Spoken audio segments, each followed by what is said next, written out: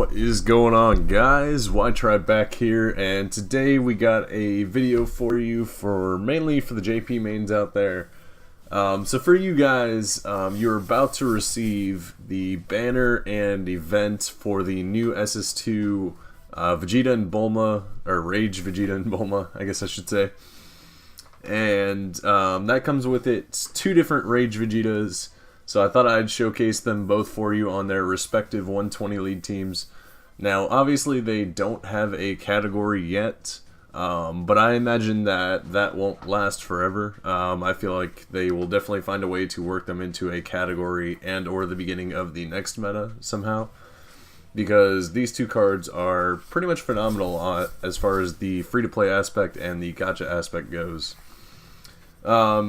So some differences between them. Obviously, you can Rainbow Star the Agility one a lot easier than you can, well, at least the average person, than you can the Strength one. The Strength one you will have to pull for and unlock on Global. You will not get the same GSSR multi that we got, so it's going to be a little bit harder. If you're trying to save stones but you still want to summon for them, I highly recommend just getting one or two and pulling out. Obviously, you don't want to spend a Rainbow at that point on JP, because then you're just blowing stones away there. Unless you're like the Truth and just feel like wailing out there. But some notable differences between the two Vegetas. The Strength Vegeta gets a 100% up on attack and defense, which allows him to be more of a staying power in the meta. As long as he is getting added to, say, category teams or whatever the next meta is, he will be a viable option for the next few metas. So he has some good staying power. The Agility one, he's almost as good. He gets a 50% attack and defense buff, plus a 3 when facing one enemy. So he's kind of solid. For a free-to-play unit, he's probably one of the best ones out there, given that he has the counter mechanic as well. They both have counter mechanics, but the free-to-play one counters with huge power, and the Strength one counters with tremendous power.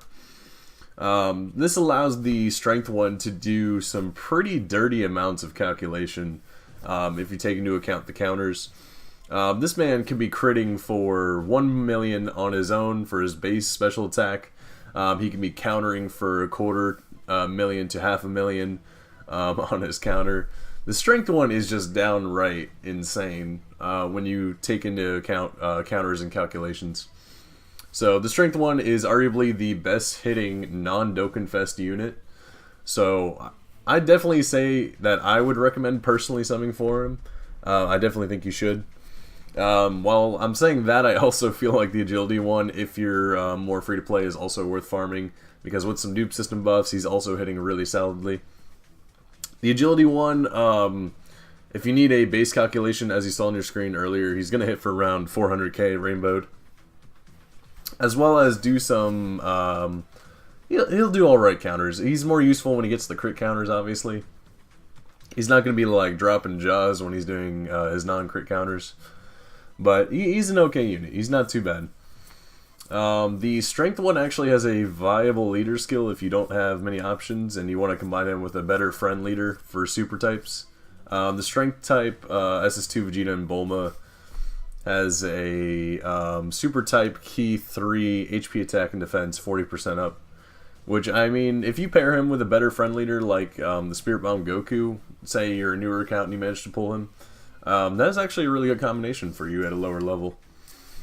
But as you can see on screen, my Strength Vegeta has about 50% in the dupe system. I only managed to get one dupe, but for me that's plenty, because he's an amazing unit with one dupe. Obviously, with two dupes, you're probably going to see close to his best potential, as you will with most any units. But I think the real strength in the free-to-play one comes from the fact that you can rainbow him so easily compared to the Strength one, especially with how JP is doing the banner. So don't miss out on the Agility one. It's absolutely worth doing, in my opinion.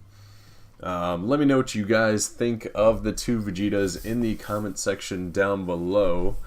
And if you were going to summon for him on JP, if you play JP, that is.